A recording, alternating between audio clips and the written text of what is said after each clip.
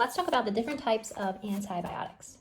All these are antibiotics, meaning they treat bacterial infections, not viral infections. Okay, the first antibiotic on our list is sulfonamides, also known as sulfa drugs. The prefix to remember is sulfa, which is really easy to remember because the medication name is sulfonamides. The next one is fluoroquinolones. The suffix here is phloxin, like ciprofloxacin, gemifloxacin, and so on. And NCLEX loves to test on a common side effect of this medication, which is increased risk for tendinitis and tendon rupture. I like to remember this by the memory trick. Your tendon is near the floor and can rupture due to fluoroquinolones.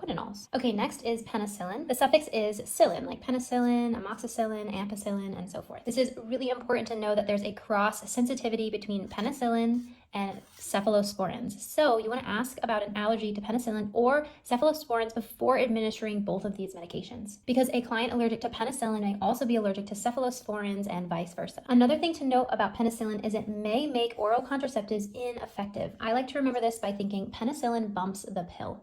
So you want to educate your patient to use additional contraceptives. Next up is cephalosporins. The main thing to remember here is, again, that cross-sensitivity between penicillin and cephalosporins. The suffix here is ceph, which is easy to remember because of cephalosporins. The next antibiotic here is tetracyclines. The suffix for this is cycline, like tetracycline, doxycycline, and so forth. Tetracyclines, think toxic to the developing fetus. These are teratogenic drugs, so you do not want to give to those who are pregnant or could be pregnant. Another thing about this medication is it causes tooth discoloration. You can remember this by thinking tetra, think teeth. So you don't want to give this to children younger than 9 because they're still developing their teeth. Last but not least is aminoglycosides. I remember these by thinking aminoglycosides are a mean antibiotic because they have very harmful side effects. They are known to cause nephrotoxicity, meaning that they hurt the kidneys, ototoxicity, meaning they hurt the ears, and neurotoxicity, meaning they can hurt the brain. Again, these are a mean antibiotic. That's all for a quick NCLEX review on antibiotics. You can find all this information and more pharmacology help in the Complete Nursing School bundle.